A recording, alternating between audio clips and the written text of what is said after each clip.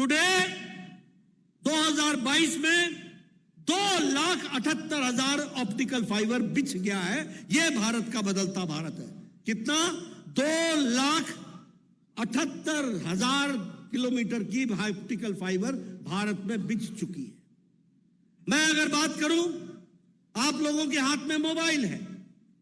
2014 में 92% मोबाइल बाहर से आता था, हम इंपोर्ट करते थे। 92%। Today I am happy to share with you that India is manufacturing, Bharat manufacture कर रहा है।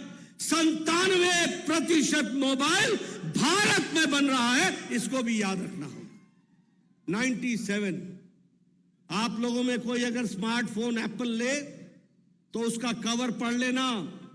अब कवर पे ये नहीं लिखा हुआ है मेड इन चाइना, कवर पर लिखा है मेड इन इंडिया। आज इंडिया में एप्पल का मोबाइल बन रहा है, मैन्युफैक्चर हो रहा है, यह भी हमको याद रखना है। इलेक्ट्रॉनिक गुड्स में हम 1 लाख करोड़ हम बेचते थे इलेक्ट्रॉनिक गुड्स, आज हम 6 लाख करोड़ का सामान बेच रहे हैं। और जहां हम एक्सपोर्ट 0 करते थे, आज हम 70,000 करोड़ का एक्सपोर्ट इलेक्ट्रॉनिक गुड्स में कर रहे हैं। उसी तरीके से स्टील में भारत चौथे नंबर से दूसरे नंबर पर आ गया है। और आपको जानकर के खुशी होगी, आप लोगों ने सुना होगा ऑटोमोबाइल मतलब जापान, डैटसन की कार, टोयोटा की कार, मित्सुबिशी, बाकी सारी चीजें आप सुनते थे। आप जापानीज कार के बारे में सुनते थे, विशेष करके डैटसन और टोयोटा की। आपको जानकर खुशी होगी कि भारत ने जापान को पछाड़कर दुनिया में तीसरे नंबर का ऑटोमोबाइल इंडस्ट्री भारत बन गया है। यह भी याद रखने की जरूरत है। India has become the 3rd automobile industry. यह हमारा परिचय है। हम 10वीं नंबर की इकोनॉमी थे, 10वीं नंबर की इकोनॉमी।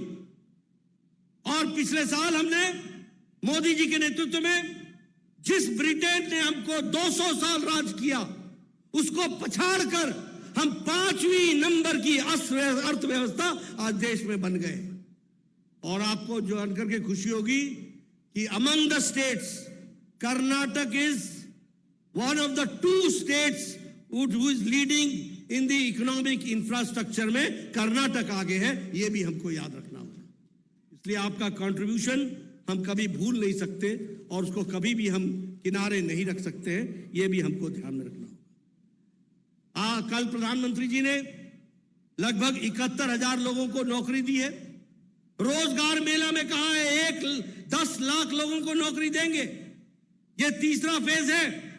पहले 2 फेजों में 1,40,000 लोगों को नौकरी दी थी, कल 72,000 लोगों को नौकरी दी है। इसलिए जब लोग हमारे को रोजगार की बात करते हैं तो सरकारी क्षेत्र में प्रधानमंत्री मोदी जी किस तरीके से काम कर रहे हैं वो भी हमको ध्यान में रखना होगा। मित्रों, ये तो मैंने आपसे चर्चा की दुनिया की, लेकिन मैं आपसे चर्चा करना चाहता हूं। देखो, इस उंगली में बहुत ताकत है। ये सही जगह बटन दबाता है तो सही फैसले हो जाते हैं, और अगर गलत जगह बटन दबाता है तो त्राहिमाम हो जाता है, त्राहिमाम हो जाता है। और कहने के लिए नहीं कह रहा हूं, मैं आपसे पूछना चाहता हूं, बताइए भारत में वैक्सीनेशन 100% हो गया है कि नहीं हो गया है? हो गया कि नहीं हो गया है? 140 करोड़ की जनता को 220 करोड़ का डोज लग चुका है कि नहीं लग चुका है? डबल डोज लग चुका है कि नहीं लग चुका है? बूस्टर लग चुका है कि नहीं लग चुका है? अभी अमेरिका में वैक्सीनेशन सिर्फ 76% हुआ है। यूरोप में 64% हुआ है। चाइना में जानकारी नहीं है किसी को कि वैक्सीनेशन हुआ भी है कि नहीं हुआ है, और हुआ है तो कितना हुआ है कोई जानकारी नहीं। और आप लोग बैठे, किसी ने मास्क नहीं लगाया है, सब नजदीक नजदीक बैठे हैं। ये इसलिए बैठे हैं कि मोदी जी ने आपको सबको सुरक्षा चक्र दे रखा है, वैक्सीन लगा करके आपको सुरक्षा दे रखी है। यह भी आपको याद रखना होगा। India's largest and the fastest vaccination program. और इंडिजिनस, और आपको जानकर खुशी होगी कि भारत ने हमारी वैक्सीन 100 देशों को भेजी है, 100 देशों को। और आपको यह भी जानकर खुशी होगी कि इस 100 देश में 50 देशों को मुफ्त में भेजी है, मुफ्त में उनको इलाज के लिए दिया है। इसलिए मैं बार बार बोलता हूं, अब भारत मांगने वाला नहीं है, अब भारत देने वाला है, दुनिया को दे रहा है। यह भारत का बदलता चित्र है। आप बताइए, कर्नाटक से भी बच्चे यूक्रेन में फंसे थे कि नहीं फंसे थे? फंसे थे कि नहीं? कौन सा प्रधानमंत्री या राष्ट्रपति है देश का जिसने अपने बच्चों को लाने के लिए प्रयास किया हो? कौन सा ऐसा राष्ट्रपति? अमेरिका ने कोशिश की क्या? ऑस्ट्रेलिया ने की क्या? यूरोप ने की क्या? पाकिस्तान ने की क्या? बांग्लादेश ने की क्या? लेकिन यहां हमारे प्रधानमंत्री जी ने एक तरफ फोन लगाया पुतिन को और एक तरफ फोन लगाया ज़ेलेंस्की को और युद्ध का विराम किया और 32,000 बच्चे पूरी सुरक्षा के साथ भारत पहुंचा दिए। यह बदलता भारत। और उनको रिसीव करने के लिए 4 कैबिनेट मंत्री भेजे गए, 4 cabinet ministers. This is pro responsive, this is proactive, this is pro active governance, this is responsible government. ये जिम्मेवारी से काम करने वाली गवर्नमेंट है। आप बताइए, जब 100 साल पहले महामारी आई थी, 100 years बिफोर, बीमारी से ज्यादा लोग भूखमरी से मर गए थे, भूखमरी से। लेकिन प्रधानमंत्री जी ने प्रधानमंत्री गरीब कल्याण अन्न योजना चला करके 80 करोड़ की जनता के पेट में रोटी की व्यवस्था की, भोजन की व्यवस्था की, किसी को भी भूखे नहीं सोने दिया और भारत उठ खड़ा हुआ।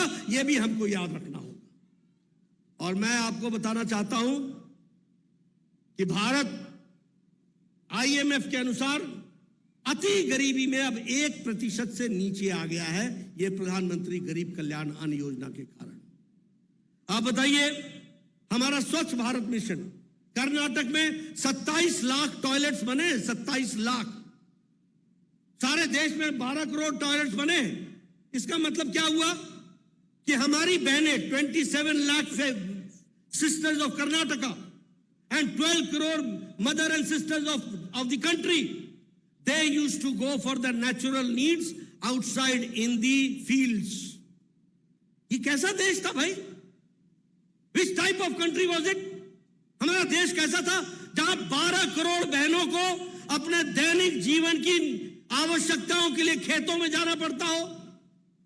प्रधानमंत्री मोदी जी ने 12 करोड़ इज्जत घर बना करके महिलाओं का सशक्तिकरण किया, उनको इज्जत दी। और कर्नाटक में भी 27 लाख इस तरीके के टॉयलेट्स बने हैं। दिस इज विमेन एम्पावरमेंट, यह है महिला सशक्तिकरण। उसी तरीके से अगर मैं बात करूं, प्रधानमंत्री आवास योजना, मैं बार बार लोगों को सुनाता हूं, बार बार। मैं 93 में I had become the MLA and I was the leader of the opposition in 93. मेरा BDO ब्लॉक डेवलपमेंट ऑफिसर मेरे पास आता था और कहता था, Nadda ji, tell me, you have been sanctioned 1 Indira Awas Yojana house in 2 panchayat. 2 पंचायतों में आपको 1 इंदिरा आवास योजना मिली है। बताइए इसको किसको देना है? मैंने कहा, यार 100 बीमार 1 अनार, मैं क्या करूंगा? आप ही फैसला कर लो क्या करना है क्या नहीं करना है। ये हालत थी कांग्रेस की सरकार की। और आपको जानकर खुशी होगी कि प्रधानमंत्री आवास योजना में मोदी जी ने संकल्प लिया, कोई गरीब पक्के छत के बगैर नहीं रहेगा। और आज मैं कह सकता हूं 3 करोड़ 60 लाख मकान पक्के प्रधानमंत्री आवास योजना में बन के तैयार हो गए। यह भी हमको याद रखना होगा। और आपको जानकर खुशी होगी कि 8.5 lakh 8,50,000 houses have been constructed by Yediyurappa ji and Bommai ji in Karnataka for the people of Karnataka, that you have to understand. ಪ್ರತಿಕ್ಷಣದ ಸುದ್ದಿಗಾಗಿ Zee Kannada news app download ಮಾಡಿ. Live TV, latest updates, entertainment, lifestyle, technology ಸುದ್ದಿ ನಿಮ್ಮ ಅಂಗೈಯಲ್ಲಿ.